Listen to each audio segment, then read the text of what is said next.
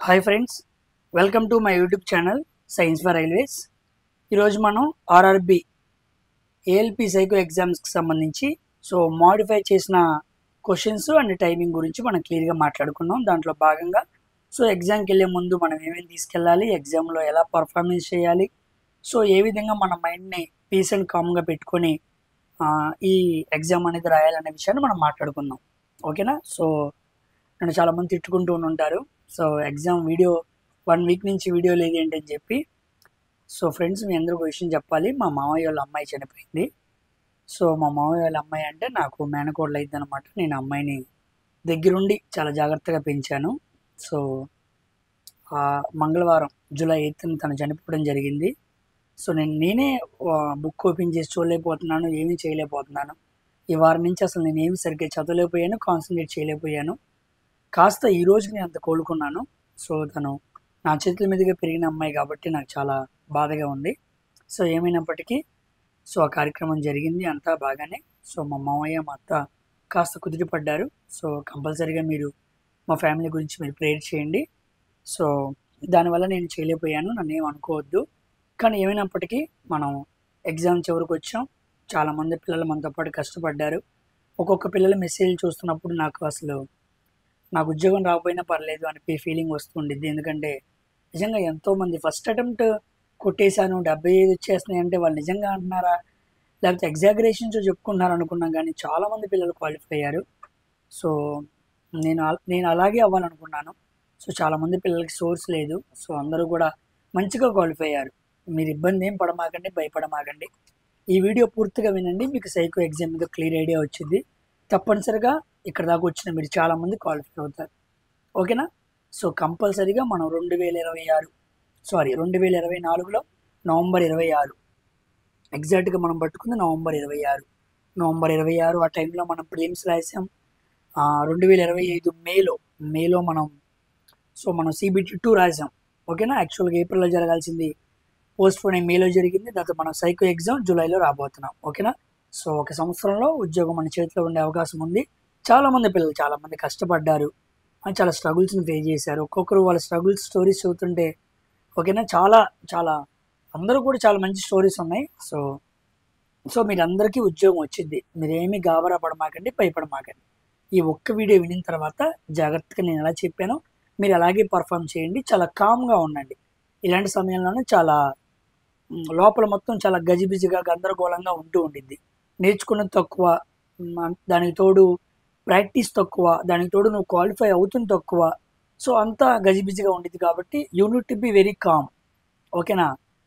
చాలా ప్రశాంతంగా ఉంటే నువ్వు చాలా విషయాలు అర్థం చేసుకోగలవు.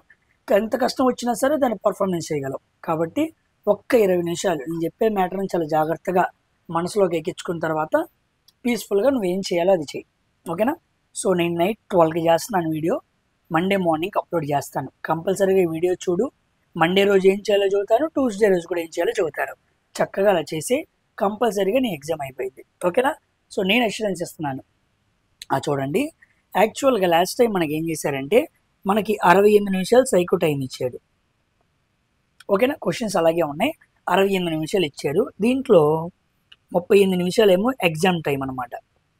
అంటే ఎగ్జామ్ అన్ని టెస్టులకి సంబంధించి మరొక 30 నిమిషాలు బ్రేక్ టైం అనమాట.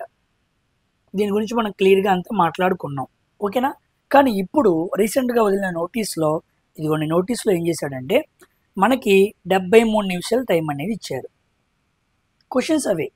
క్వశ్చన్స్ ఏమిగా ఉన్నాయి, కానీ టైం పెంచాడు. సైకో ఎగ్జామ్కి టైం పెంచడం అంటే మామూలు విషయం కాదు. మనకి చాలా చాలా బెనిఫిట్.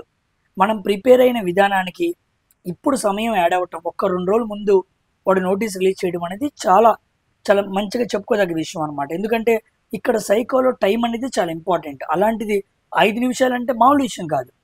ఓకేనా? అంత తలకిందులు అయిపోయే అవకాశం ఉంది. అయితే అక్కడ కూడా చిక్కుంది, జాగ్రత్తగా ఆలోచన చేద్దాం. ఓకేనా? అదేంటి, ఆ సమయం ఉపయోగకరంగా ఉండిద్దా, లేకపోతే దానివల్ల మనం నష్టపోతామా ఏంటి అనే విషయాలు క్లియర్గా మాట్లాడదాం. ఓకేనా? ఏ టెస్ట్లో వస్తాయి ఏంటి అనే విషయాలు కూడా అన్నీ మాట్లాడదాం. జాగ్రత్తగా వినండి. మనకి 68 నిమిషాలకి 5 నిమిషాలు పెంచడం జరిగింది. 5 మినిట్స్ ఎక్స్ట్రా ఇచ్చాడు. ఏంటి 5 మినిట్స్, దీన్ని మనం ఎలా అర్థం చేసుకోవాలి? ఒకవేళ 5 మినిట్స్ పెరిగితే ఏ టెస్టుకు పెంచుతాడు, అన్ని టెస్టులకు పెంచుతాడా? 5 టెస్టులు ఉన్నాయి కదా, ఒక్కో టెస్ట్కి ఒక్కో నిమిషం పెంచుతాడా? సమానంగా పెంచితే 5 నిమిషాలు అవుతాయా? సో ఎలాగ అర్థం చేసుకోవాలి? మేము బాగా క్వాలిఫై అయ్యే టెస్ట్లో టైం పెంచాడు అనుకోండి, దానివల్ల మాకు వచ్చే నష్టం ఏంటి? మేము సరిగ్గా క్వాలిఫై అవని టెస్ట్లో ఒకవేళ టైం తగ్గిస్తే మేము లాస్ అవుతాం కదా. ఇలాంటివన్నీ ఉండే అవకాశం ఉంది. ఎస్, అవన్నీ ఆలోచించాల్సిన పాయింట్సే. ఇదిగోండి, మనకి ముఖ్యంగా అడిగే టెస్ట్లు ఇవే అనమాట. చాలామంది ఏమంటున్నారంటే ఎగ్జాక్ట్గా ఇవే వస్తాయి అంటున్నారు. నేను చాలాసార్లు ఏం చెప్పానంటే లాస్ట్ టైం వీడియోలో కూడా 2018లో వచ్చినవే 2025లో కూడా అవ్వచ్చు, అలాగే అవ్వచ్చు అని చెప్పాను. ఇంకో విషయం అక్కడ చెప్పడం మర్చిపోయాను, చూడండి. అక్కడ జరిగింది ఏంటంటే 2018లో ఫస్ట్ షిఫ్ట్లో ఏమొచ్చినాయో 2018 సెకండ్ షిఫ్ట్లో కూడా అవే వచ్చినాయి. ఈ విషయం ఆ రోజు నేను చెప్పడం మర్చిపోయాను. ఓకేనా? కాబట్టి ఈరోజు కూడా నేను అనుకుంటుంది 99% నేను అనుకుంటుంది చెబుతున్నాను. ఈ టెస్ట్లు ఫస్ట్ షిఫ్ట్లో ఎవరికి వచ్చినాయో సెకండ్ షిఫ్ట్లో కూడా అవే వస్తాయి. నేను ఇంకా అనుకోవడం ఏంటంటే నార్మలైజేషన్ అనేది ఎక్కువ పెట్టకూడదు కాబట్టి క్వశ్చన్స్ని జంబ్లింగ్ చేసి అలాగే ఇచ్చే అవకాశం ఉంది. ఓకేనా? ఎందుకంటే టెస్ట్ క్వశ్చన్స్ మారినాయి అనుకోండి, వాళ్ళకి ఈజీగా ఉంది, మాకు హార్డ్గా ఉంది, అవి ఇవి అని సమ్ ఎలిగేషన్స్ కానీ గొడవలు కానీ రైజ్ అయ్యే అవకాశం ఉంది. సో అలా ఉండకూడదు అంటే జంబ్లింగ్ చేసి క్వశ్చన్స్ సేమ్గా ఇవ్వచ్చు. ఎందుకంటే అప్పుడే పేపర్ బయటికి రాదు, నార్మల్ క్వశ్చన్స్ కాదు కదా చెప్పడానికి. ఏం టెస్ట్ వచ్చినాయి చెప్పగలరు కానీ ఎగ్జాక్ట్గా చెప్పలేరు, కష్టం. ఒకవేళ చెప్పినా అప్పుడప్పటికి ప్రిపేర్ అయ్యే వాళ్ళు ఎవరు కూడా ఉండరు. ఎందుకంటే అదే సెకండ్ టెస్ట్, అదే చివరి టెస్ట్, అందరు ఎగ్జామినేషన్ సెంటర్స్ దగ్గర ఉంటారు, చదువుకుంటూ ఎవరు ఉండరు కాబట్టి మోస్ట్లీ ఫస్ట్ షిఫ్ట్లో ఇవే క్వశ్చన్స్ రావచ్చు, యాజ్ ఇట్ ఈస్గా సెకండ్లో ఇదే క్వశ్చన్స్, ఇవే టెస్ట్లు కూడా రావచ్చు, ఇవే క్వశ్చన్స్ కూడా రావచ్చు. ఇది నెంబర్ 1 క్లారిటీ మీరు తెచ్చుకోవాల్సింది. నెంబర్ 2 విషయం ఏంటంటే వాచ్ క్లాక్ టేబుల్ టెస్ట్ కాకుండా వాచ్ క్లాక్ టెస్ట్ ఎక్కువ అడిగే అవకాశం ఉంది. నెక్స్ట్ డెప్త్ పర్సెప్షన్లో ఇడం క్యూబే ఎక్కువగా అడిగే అవకాశం ఉంది. అయితే ఇక్కడ క్వశ్చన్ చూద్దాం. ఈ ఫిగర్ ఫైన్ టెస్ట్లో మనకి 24 క్వశ్చన్స్ ఉన్నాయి. ఇక్కడ వాచ్ క్లాక్లో మనకి 20 క్వశ్చన్స్ ఉన్నాయి. హిడెన్ క్యూబ్లో మనకి 50 క్వశ్చన్స్ ఉన్నాయి. ఫిగర్ ప్లేస్మెంట్లో మనకి 60 క్వశ్చన్స్ ఉన్నాయి. సేమ్ ఫిగర్లో 72 క్వశ్చన్స్ ఉన్నాయి. ఇప్పుడు ఈ మొత్తాన్ని కౌంట్ చేద్దాం. చేస్తే 24, 20, 50, 60, 72, 4, 2, 6, 7, 6, 13, 5, 18, 20, 22, టోటల్ 226 క్వశ్చన్స్ రావాలి. అవునా కాదా? ఇదిగోండి 226 క్వశ్చన్స్ వచ్చినాయా లేదా? సో క్వశ్చన్స్ పరంగా మనకి ఎటువంటి డౌట్ లేదు. ఇలాగే క్వశ్చన్స్ అడుగుతాడు, క్వశ్చన్స్లో సంఖ్యలో మార్పు రాదు. ఇది మీరు బాగా ఫిక్స్ అవ్వాల్సింది. ఇక టైం దగ్గరికి వస్తాం. టైం దగ్గరికి వస్తే నేను అనుకోవటం వీ హ్యావ్ కంప్లీట్లీ 3 పాసిబిలిటీస్ ఉన్నాయి. ఓకేనా? ఇదేమో ఫస్ట్ పాసిబిలిటీ, ఇదేమో సెకండ్ పాసిబిలిటీ, ఇదేమో థర్డ్ పాసిబిలిటీ. జాగ్రత్తగా వినండి. దీంట్లో ఏదైనా జరగచ్చు, నేను అనుకుంటున్నాను ఏదైనా జరగచ్చు. ఇదే అని చెప్పి నేను కన్ఫర్మేషన్ చేశానని చెప్పి మీరు అనొద్దు. ఓకేనా? జాగ్రత్తగా వినండి. నేను జరగచ్చు అని చెప్పినవి కూడా చాలామంది కన్ఫర్మేషన్ చేసుకొని అలాగే ప్రిపేర్ అవుతున్నారు. కాస్త నేను చెప్పే వాటిని కూడా గమనించండి. గుడ్డెద్దు చేయలేబడినట్టు ఎవరైతే చెప్తే నమ్మద్దు. కాస్త నేను ప్రాబబిలిటీలో చెప్పింది మీరు అలాగే తీసుకోండి. అర్థమైంది? ఇదే అని మీరు ఫిక్స్ చేసుకోవద్దు, ఇబ్బంది పడతారు. ఓకేనా? తెలియని విషయం మనం ఎప్పుడు కూడా 100% చెప్పలేం. ఓకేనా? చూడండి, యాక్చువల్గా మనకి 24 క్వశ్చన్స్ ఉన్నాయి. 12 క్వశ్చన్స్గా విడుదలైద్ది. ఇది 2 పార్ట్స్లో ఉండిద్ది. అంటే 3 నిమిషాలేమో మెమొరీ పర్జ్, అంటే బొమ్మలు చూసుకోవడానికి, మరొక 3 నిమిషాలు సాల్వ్ చేయడానికి. అప్పుడు 12 క్వశ్చన్స్ అయిపోతాయి. మళ్ళా 3 నిమిషాలు చూస్తానికి, 3 నిమిషాలు చేయడానికి, 3 4 12 నిమిషాలు. సో 12 నిమిషాలు ఫిగర్ ఫైన్ టెస్ట్కి ఇవ్వచ్చు. నెక్స్ట్ వాచ్ క్లాక్లో 10 నిమిషాలు కామన్. ఐడన్ క్యూబ్లో 50 క్వశ్చన్స్ 10 నిమిషాలు కామన్. తర్వాత ఫిగర్ ప్లేస్మెంట్ టెస్ట్లో 60 క్వశ్చన్స్కి 5 నిమిషాలు ఇవ్వచ్చు. మనం 6 నిమిషాలకు సాల్వ్ చేసాం, ఇక్కడ 5 నిమిషాలు ఇవ్వచ్చు. తర్వాత సేమ్ ఫిగర్ టెస్ట్లో 72 క్వశ్చన్స్ మనం 7 నిమిషాలకు సాల్వ్ చేసాం. యాక్చువల్గా అది 7 నిమిషాలు, 6 నిమిషాలకు ఇవ్వచ్చు. ఎందుకు అంటే 12 + 10 22, 10 32, 5 37, 37 + 6 ఎంత 43.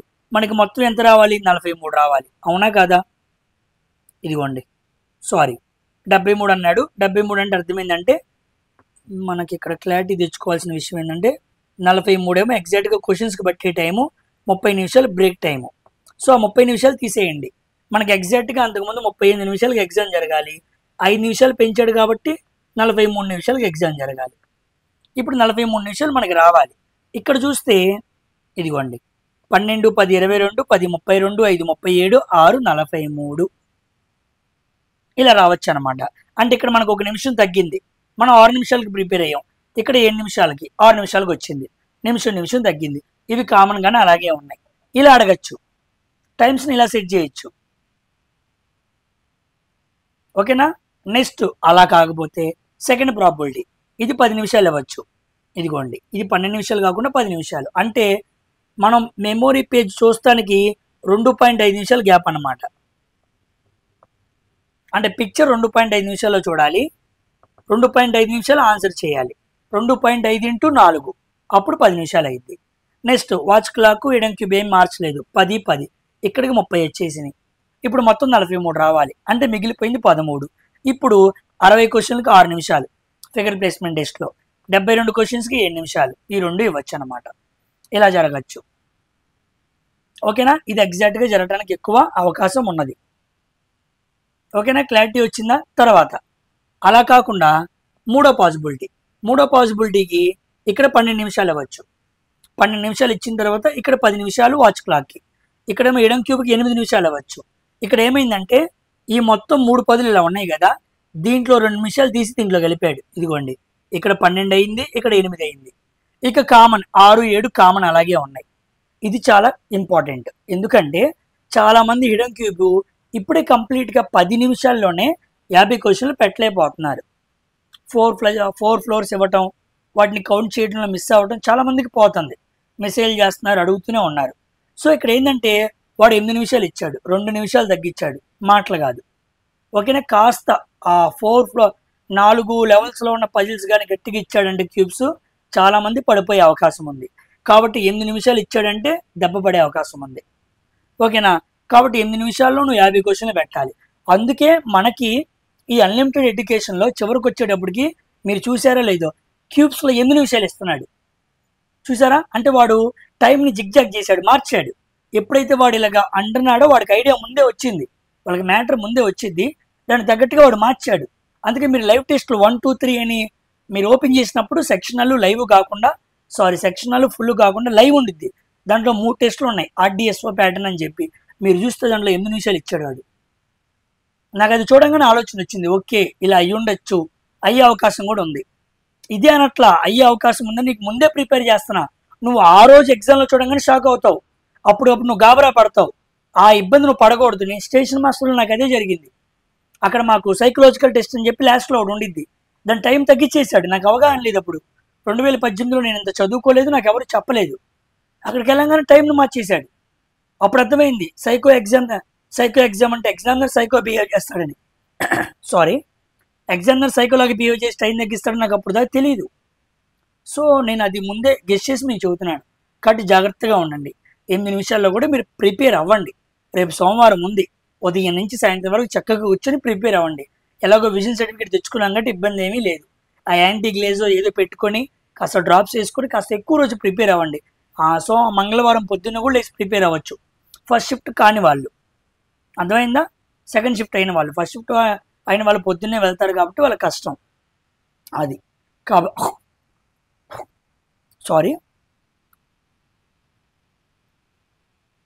సారీ అండి. ఓకేనా, అర్థమైందా. కాబట్టి ఇది గుర్తుపెట్టుకోండి, 8 నిమిషాలు అయ్యే అవకాశం ఉంది. ఇక 6, 7 కామన్. ఓకేనా. ఇంకో విషయం ఏంటంటే ఈ ఫిగర్ ప్లేస్మెంట్ టెస్ట్లో స్పీడ్ని అందుకోలేకపోతున్నారు, అబ్జర్వేషన్ పట్టుకోలేకపోతున్నారు. వాడు ఎన్ని ఫిగర్స్ మారుతున్నాయి అన్నాడు చూసుకోవాలి, అది ప్రాక్టీస్ మీదే వచ్చింది. సేమ్ ఫిగర్ టెస్ట్ ఏం చేశాడంటే చదువుతాను ఇప్పుడు. ఓకేనా. ఇదిగోండి ఇది నోటీస్ గురించి క్లియర్గా మాట్లాడుకున్నాం కదా. ఇప్పుడు మండే రోజు ఏం చేయాలి మీరు. మండే రోజు మీరు చేయాల్సింది ఏంటంటే, మండే మార్నింగ్ లెగవంగానే చక్కగా మీరు ఎక్కడ ప్రిపేర్ అవుతారో అక్కడే RDSO ప్యాటర్న్ క్వశ్చన్స్ కొన్ని అప్డేట్ చేశాడు. దేంట్లో బ్యాటరీ టెస్ట్ 4లో, బ్యాటరీ టెస్ట్ 5లో. 4లో కూడా కాదు, ఎక్కువగా 5లో కాస్త different types of questions, hard level questions update చేశాడు. అవన్నీ ఒకలాగే ఉంటాయి. ఇదివరకు మనం 72కి 60, 55 అలా పెట్టేవాళ్ళం. ఇప్పుడు 45 కూడా పెట్టలేం. ఆ విధంగా డిజైన్ చేశాడు. కాబట్టి వాటిని ప్రాక్టీస్ చేసుకోండి. సో ఫిగర్ ప్లేస్మెంట్ టెస్ట్లో ప్రాక్టీస్ చేసుకోండి. టైం బాగా మీకు రావాలి, వెరీ వెరీ ఇంపార్టెంట్ అది. 5వ బ్యాటరీలో చాలామంది పోయే అవకాశం ఉంది. ఫిగర్స్ అన్నీ అప్డేట్ చేశాడు, ఒక్కసారి చూసుకోండి. అప్పుడు రాశాను, నాది అయింది కదా, 1, 4, 5 నాకు ఈజీగా అయిపోతాయి, వద్దు, ఆడే పడతారు, వాడు ఏమైనా చేయొచ్చు అక్కడ, ఒక్క నిమిషం టైం తగ్గిస్తే చాలా క్వశ్చన్లు పెట్టలేం, అంత నిమిషంలో మారిపోయింది కథ మొత్తం. ఒక సంవత్సరం కష్టం నిమిషంలో మారిపోయింది. ఓకేనా? So don't be neglect, don't be easy, నువ్వు ఈజీగా తీసుకోవద్దు.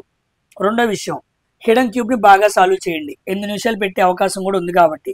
లైవ్ టెస్ట్లో మోస్ట్లీ లైవ్ టెస్ట్ మనకు 3 ఇచ్చాడు, మోస్ట్లీ ఎగ్జామ్ అలాగే ఉండిద్ది. లైవ్ టెస్ట్లో కానీ నువ్వు కానీ చక్కగా పర్ఫామ్ చేయగలుగుతున్నావు అంటే ఆటోమేటిక్గా నువ్వు ఫైనల్లో సర్కే ఎగ్జామ్లో కొట్టేస్తావు. ఇది మాత్రం గుర్తుపెట్టుకో. ఆ 3 లైవ్ టెస్ట్ల ప్రకారమే ఎగ్జామ్ ఉండిద్ది. ఓకేనా? మోస్ట్లీ అదే ప్యాటర్న్ ఉండిద్ది, ఆ ప్యాటర్న్ బహుశా మించి వెళ్ళడం. ఇది మండే రోజు నువ్వు చేయాల్సిన పనులు.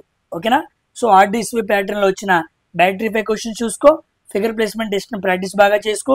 హిడెన్ క్యూబ్ నేను 3, 4, 5 ఈ టెస్ట్ల గురించే మాట్లాడుతున్నాను, 1, 2 గురించి చెప్పాల్సిన పనే లేదు. ఓకేనా? నెక్స్ట్ లైవ్ టెస్ట్ కూడా బాగా రాసుకోండి. మినిమం రేపు ఒక 5, 6 టెస్ట్లు బాగా ప్రాక్టీస్ చేసుకోండి. మీరు ఎక్కడ వీక్గా ఉన్నారో వాటిని ఇంకా ప్రాక్టీస్ చేసుకుంటే మీకు కాన్ఫిడెన్స్ వచ్చింది. ఓకేనా? మీరు ఎక్కువ ప్రాక్టీస్ చేస్తే ఎక్కువ కాన్ఫిడెన్స్, అంతే.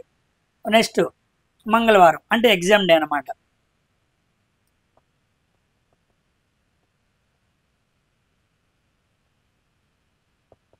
ఎగ్జామ్ డే రోజు ఏం చేస్తారంటే, ఫస్ట్ మనం ఏమేమి తీసుకెళ్లాలో వాటిని జాగ్రత్తగా పక్కన పెట్టుకోండి. Vision certificate, Aadhaar card, admit card. Next అందరూ కొంతమంది ఆధార్ తీసుకెళ్తే పాన్ తీసుకెళ్లరు. ఆధార్లో ఏదో చిన్నప్పుడు ఫోటో ఉండిద్ది, అప్పుడు ఇబ్బంది పడతాం కాబట్టి ఆధార్ కార్డు, పాను, ఇంకో 2 ప్రూఫ్స్ తీసుకెళ్ళు. ఆ నిమిషంలో నువ్వు అడవుడు పడకూడదు. ఇంకోటి, గేట్ క్లోజింగ్ టైం గంట ఉంది కానీ ఆగమాక, ముందే వెళ్ళిపోయి కూర్చో. ఓకేనా? ఇంకోటి, ఎగ్జామ్ మధ్యలో మ్యాక్సిమం వాళ్ళు కదిలించరు, ఎందుకంటే ఇది చాలా సైకో ఎగ్జామ్ కాబట్టి మోస్ట్లీ రారు.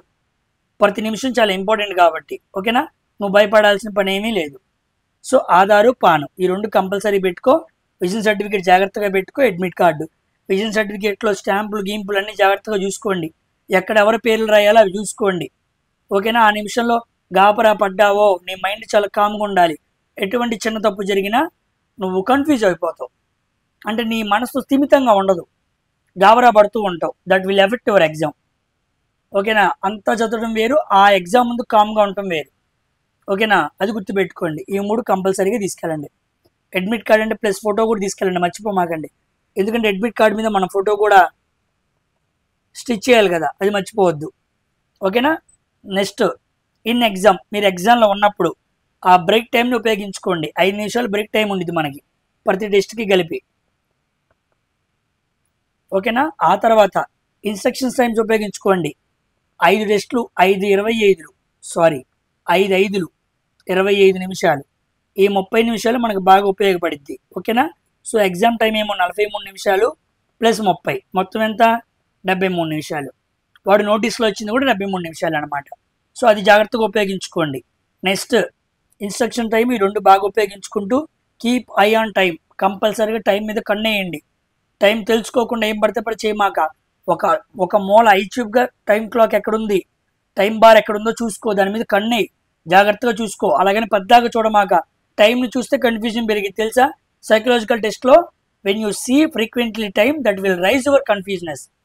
ఓకేనా? అది నీలో హడావుడిని పెంచిద్ది. టైం ఎక్కువ చూస్తూ ఉంటే ఎక్కువ చూడమాక, అలానే చూడకుండా ఉండమాక.